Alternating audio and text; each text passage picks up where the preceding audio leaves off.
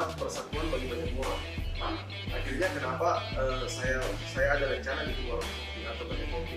Terus yang kedua, kenapa clothing line dulunya ada, karena saya melihat bahwa pandangan pertama orang-orang melihat itu pakaian. Banyak orang yang bilang bahwa pakaian tidak penting, tapi menurut kami pakaian itu penting karena yang pertama dipandang mata adalah pakaian, baru ke hati.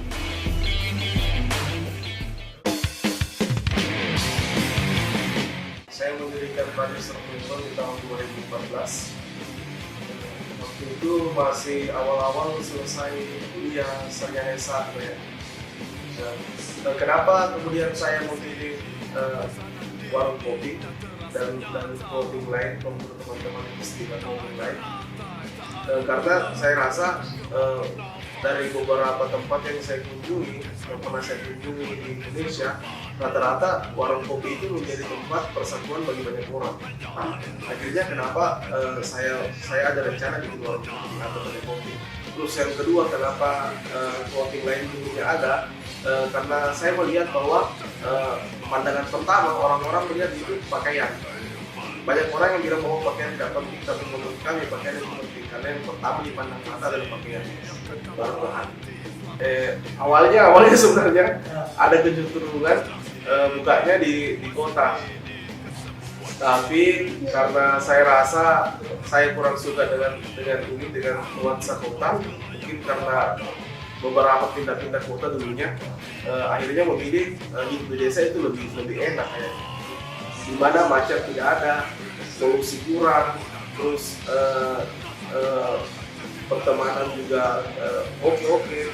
Terus kalau mau makan tinggal calling. Kalau di kota susah dapat kayak gitu. Terus terang awal mula kita bikin industri clothing itu sebenarnya karena hobi menggambar. Yang kedua karena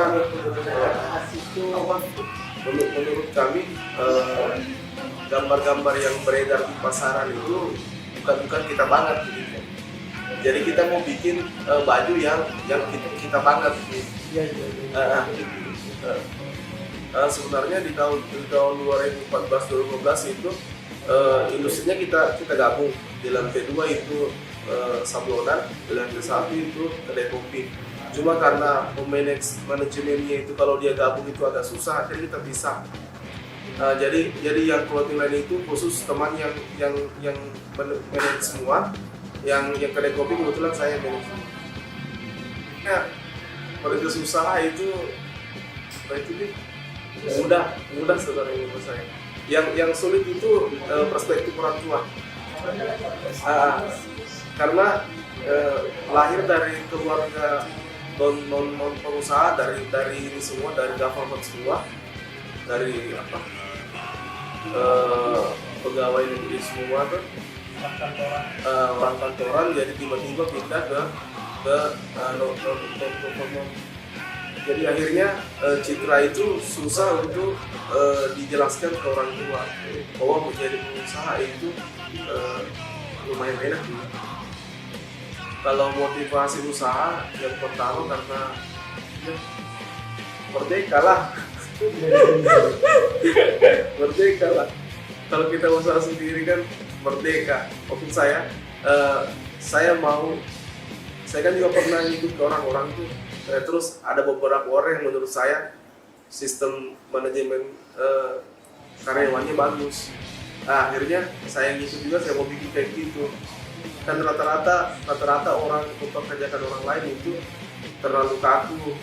Maksudnya terlalu banyak aturan tuh, sedangkan gaji yang didapat itu saja.